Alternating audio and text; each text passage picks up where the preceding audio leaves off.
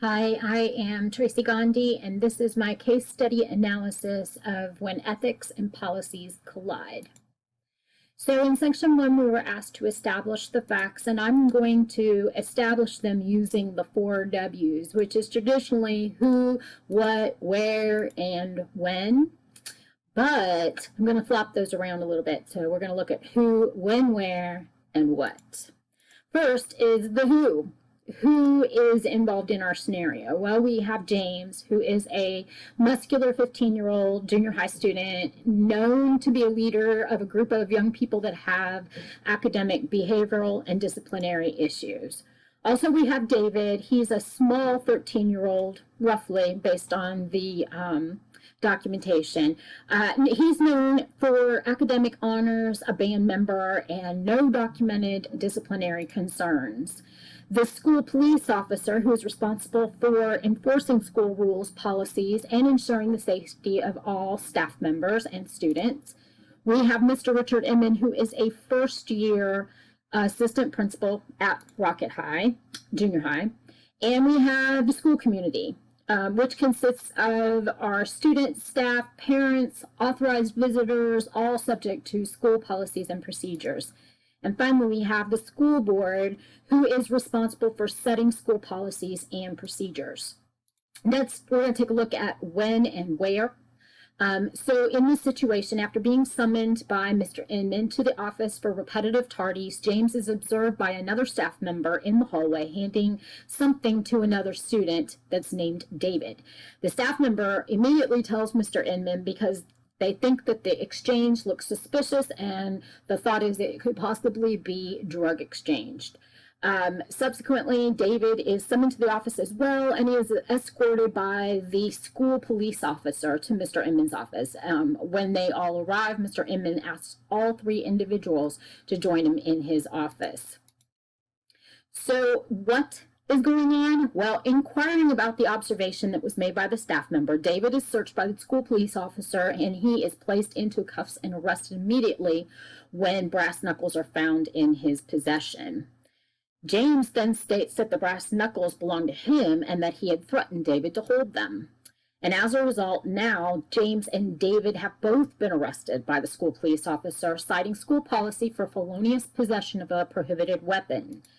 So the consequences for school are mandatory expulsion of 45 days and placed into disciplinary alternative education program known as the DEEP, per the board policy of zero tolerance. But wait, what? Something doesn't seem right. Mr. Inman has followed the policy and procedures for James for the 45-day mandatory expulsion and his attendance to DAEP. However, he doesn't follow the same for David. David returns to school in a week, and James attends DAEP, the alternative program. Mr. Inman is contacted by the director of secondary education, and he is told that he has to follow through with policy and procedures for David. He needs to fill out that paperwork and have David attend the alternative program, or he is going to be forced to put an official reprimand into Mr. Inman's personnel record. So what now? Well, we're going to look now at the legal and ethical challenges that this poses. So for legal consideration, the possession of brass knuckles is a felony that has been legally decided by the law. David has possession of the brass knuckles. James did not have possession of the brass knuckles, but he claims to be the owner of the felonious weapon. David and James are both eligible to be adjudicated in juvenile court. Mr. Inman's employment with the school district likely indicates a contractual duty to support, enforce, and uphold both the law and school policy and procedures. The school police officer is also contractually and duty bound by the law, and he is required to enforce the law, and he is responsible for the safety and well-being of all the staff and the students of the school in which he is assigned, he or she. Ethical considerations. Policies and procedures are to be compiled, stop. I'm going to cut that. Policies and procedures are to be complied with. Mr. Inman's decision to not follow them could be perceived as not modeling ethical behavior and legal decision.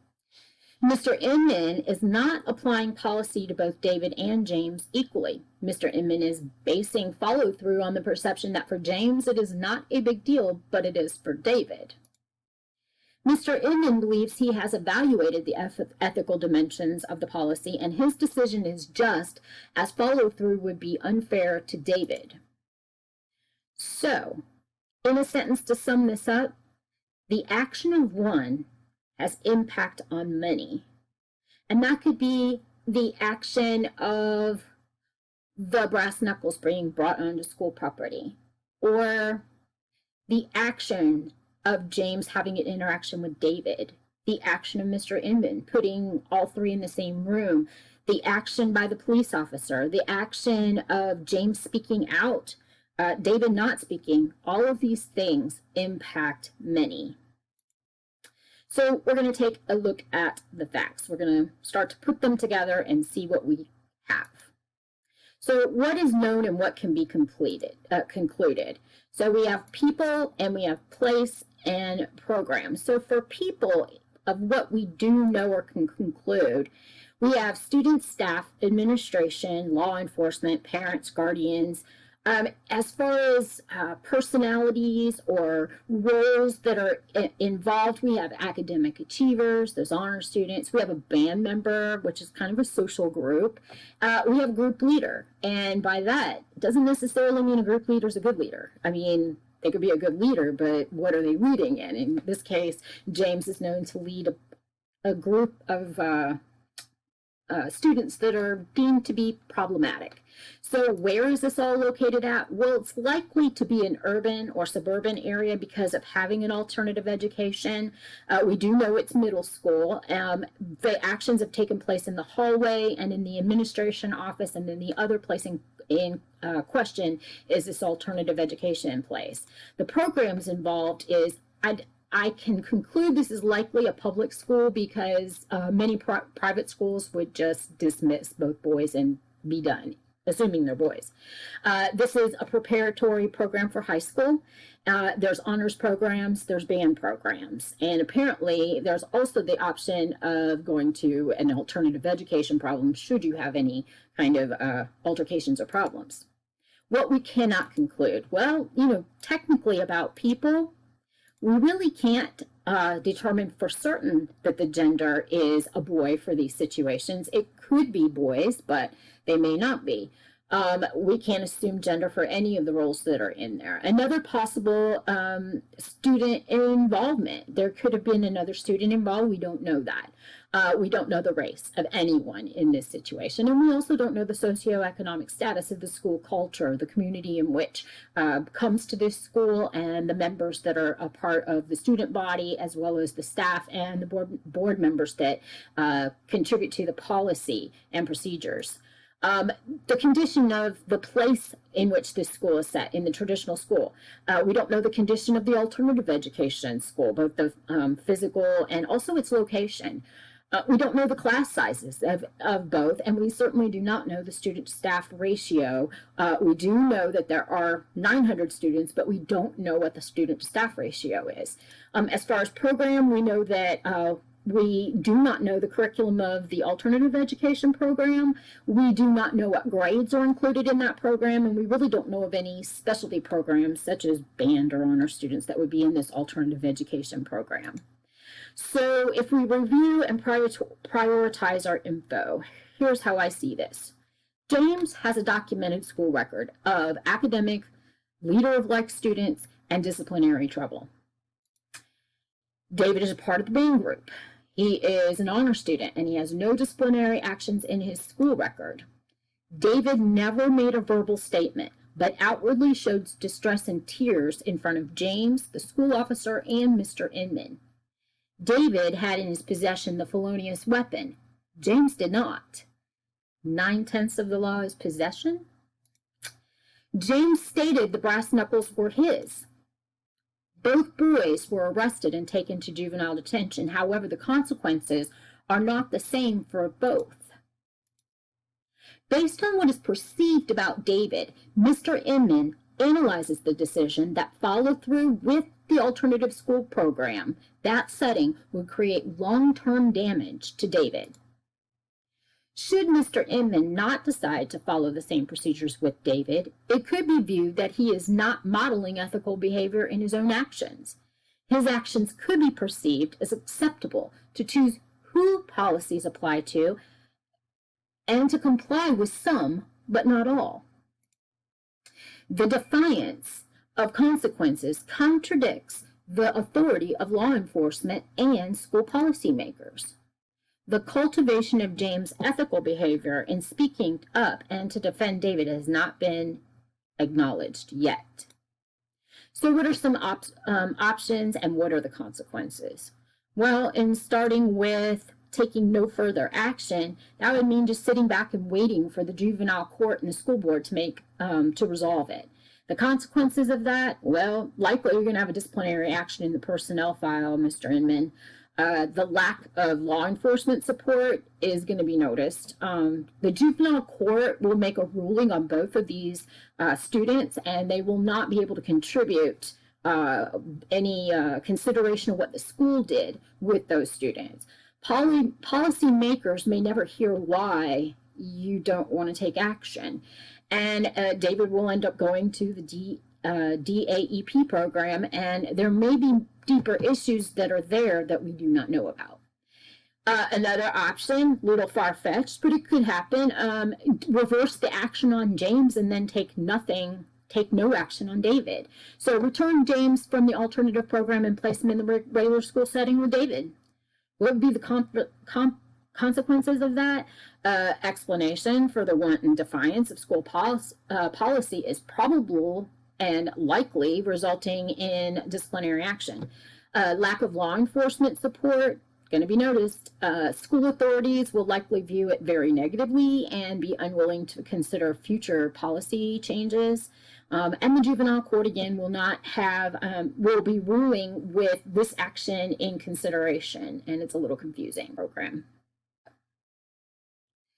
Reverse action on James and take action on David. So this would be returning James from the alternative education program and then placing him back in the school setting and sending David to the alternative education program. I mean, after all, he was the one that had the nunchucks in his pocket.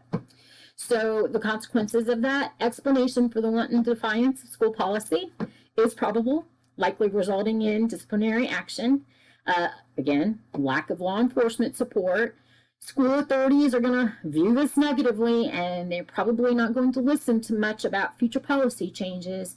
And again, the juvenile court rules with this action in consideration. So then here's some additional possible options. Leave action on James and take the same action for David. So essentially that's doing what the secondary director would like Mr. Inman to do. So comply with school policy and process the required paperwork for David to be sent to the alternative program. The consequences of that is Mr. Inman is obedient to the school policy, his contract, and the officer's authority, and essentially to the law. Mr. Inman does not protect David from attending the alternative ed program, and David now has a recorded disciplinary action. So what about leaving the action on James and taking no action on David, which is kind of what Mr. Inman wants to do in our scenario? That would leave James at the program and David would stay in his regular school setting. So the consequences of that is that Mr. Inman will likely receive that disciplinary action in his personnel file. David will be protected from alternative education, at least for a while, and Mr. Inman may have the opportunity to discuss zero tolerance aspect of policy. He may also not. So, and then another option is to gather more information and begin this decision process again. Since David had possession of the weapon and he never made a statement, it is possible that the ownership is not that of James. The consequences of this would be that you may be able to find out that the weapon is David's.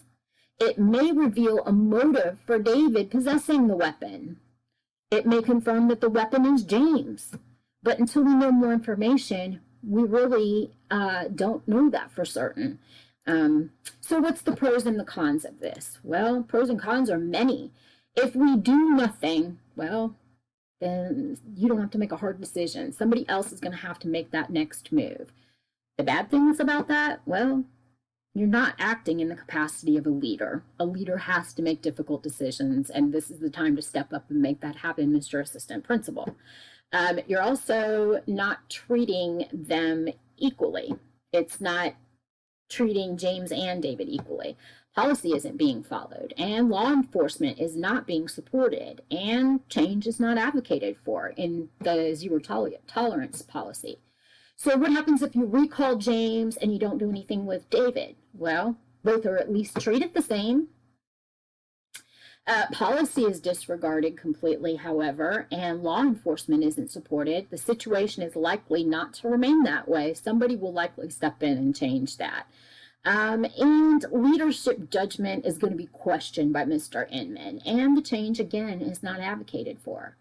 Well, what if we recall James and we send David to the alternative education program based on the fact that he had those brass knuckles?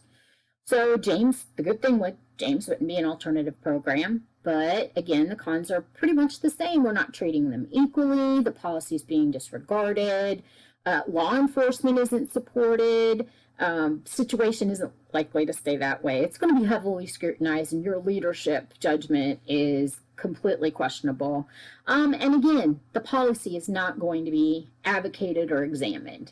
So how about James at the school and nothing for David? You know, that's what Mr. Inman kind of wants to do. And the bottom line is, the pro to that is, well, David wouldn't be in that alternative education program. He wouldn't be ruined for life, so to speak. The problem with that, well, again, not treated equally. The policy is disregarded. Law enforcement isn't fully supported. The situation will be heavily scrutinized. Your judgment as a leader is going to be questioned. And again, change has not been advocated for in that zero policy. Well, what happens if you send them both to the alternative education program? What's the pros? Well, policy's been followed. They're both treated equally the same. Law enforcement has been supported. Well, those are all kind of looking pretty good. But then in our cons, we have David going to that 8 alternative ed program, which, you know, has concerns around it, of course. And then change, again, is not advocated for. So our last one, what are the pros to digging in a little further into David and James separately? Well, for one thing, we would receive what we don't have right now, which is a statement from David. We could validate the ownership of the weapon in question. And there may be more info that we can consider that will help us make a better educated decision about the follow through and applying this policy. The cons to that is the resolution may take longer. The additional time that has passed could impact statements and recollection of the events. And the application of policy has not yet occurred for both James and David.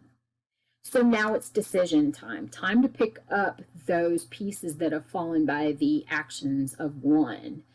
So if it were me, I would move to ensure that the facts regarding the ownership and subsequent possession of the weapon are verified and validated.